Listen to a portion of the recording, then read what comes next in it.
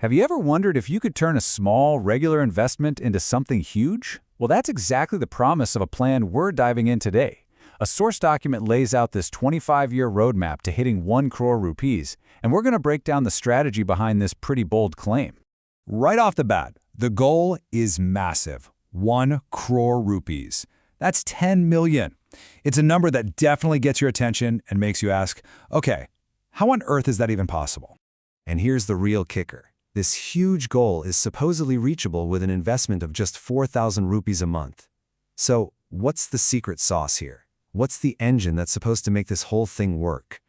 The secret, according to this plan, is all about investing in a very specific type of company, what the source calls monopoly stocks. So let's pull this whole idea apart, piece by piece, and really see what makes it tick. Okay, let's get right to the heart of it. This entire strategy hinges on this one idea, the monopoly advantage. So what does that actually mean? Well, the document defines a monopoly stock as a company that just completely owns its industry.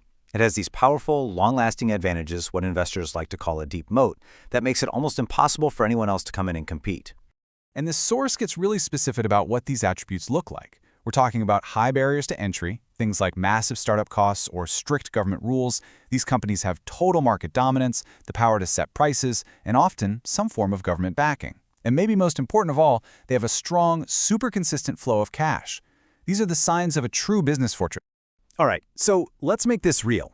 The document points to a couple of old-school, established titans to show us what it means: ITC and Coal India.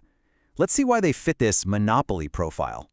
First up, you've got ITC Limited. As the source points out, it's been a favorite for long-term investors for ages, and you can see its journey right here. But, a stock chart never tells the whole story. Now this is where you see the real power. According to the source, ITC controls over 75% of the entire Indian cigarette industry. Just think about that for a second. That level of dominance is incredibly hard to challenge. So the big question is, how does it keep that position? Well, the market share is one thing, but look at the high barriers to entry from government rules and taxes. The document calls its cigarette business a literal cash machine with huge profit margins that fund everything else. And it's not just tobacco. It's number one in things like Ashirvad Atta and has this incredible agricultural network. It's a defense with many, many layers. Okay, let's move on to the second legacy giant, Coal India. The source highlights this one as a really strong dividend stock, and here's its chart. And just like with ITC, the number here is what tells the real story. The document says that Coal India is responsible for over 80% of the entire country's coal production. When one company produces that much of such a critical resource, yeah, it holds a ton of power. And the source is very careful with its words here. It doesn't call it a flat-out legal monopoly. Instead, it uses this exact phrase, a dominant PSU market leader. This highlights its government ties and its commanding, almost unbeatable position in the market. All right, so we've seen the old guard. Now let's shift gears and look at what the source calls the more modern monopolies, companies in services and infrastructure, like IRCTC and GMR. So here we have IRCTC, the Indian Railway Catering and Tourism Corporation. The document calls this one a rare, true legal monopoly. And that's a pretty strong statement. Let's unpack what that actually means. This is it. This is the knockout punch. 100%.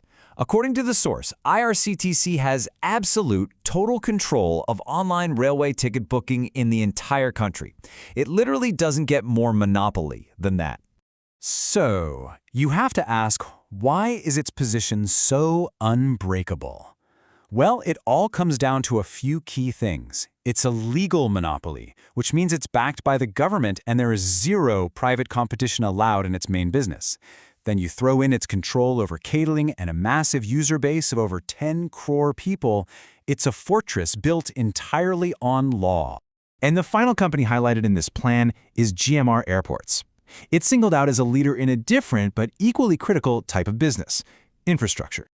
Now, this is a really important distinction that the source makes, so pay attention. On one side, you have IRCTC, a true government-backed legal monopoly with 100% control of the whole country. And on the other, you have GMR, which is described as a regional airport infrastructure leader. Its power comes from ridiculously long-term contracts, we're talking 30 to 50 years, to run specific major airports. So it's not a monopoly of the whole country, but it's a near monopoly in its own critical locations. So we've looked at these 4 very different examples. What's the big picture here? What's the core thesis of this 25-year plan that the document is laying out for us?